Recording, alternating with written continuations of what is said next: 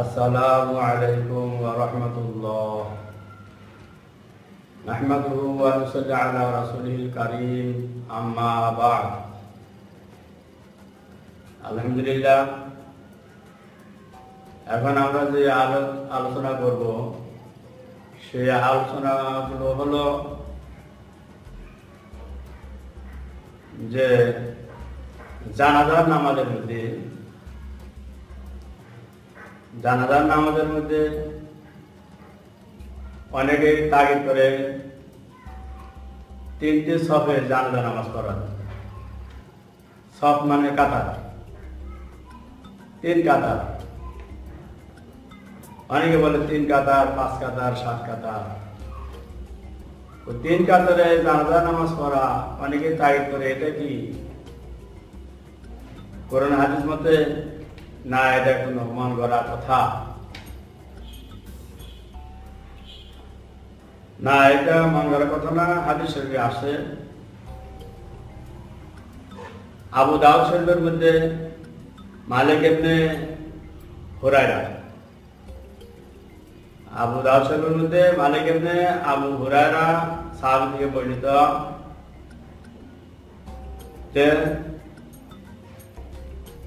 রাসূলুল্লাহ সাল্লাল্লাহু আলাইহি ওয়াসাল্লাম 3 কাতারে জানাজা নামাজ পড়েছেন এবং মানুষ যদি অবরুদ্ধ হয়ে যায় সেখানে হয়তো 5 কাতার, 7 কাতার, 9 কাতার হয়ে যায়। তবে 3 কাতারের কথা হাদিসে আছে। আবু দাউদ শরীফের মধ্যে মালিক ইবনে হুরায়রা থেকে বর্ণিত, হুজুর সাল্লাল্লাহু আলাইহি ওয়াসাল্লাম 3 কাতারের কথা বলেছেন। অর্থাৎ জানাজা নামাজের মধ্যে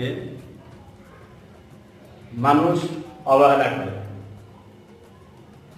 জানাজা নামাজ পড়লে শুধু জানাজা নামাজ পড়ে আসলেই 1 কিরাত সওয়াব পাবে এবং দাফন কাফন করলে 2 কিরাত সওয়াব পাবে। তবে কিরাত 1 পাহাড় সমতুল্য। সুবহানাল্লাহ। তো এই হাদিস মতেই মালিক ইবনে হুরায়রা মানুষ কম হইলে তখন 3 কাতারের কথা বলতেন। তাই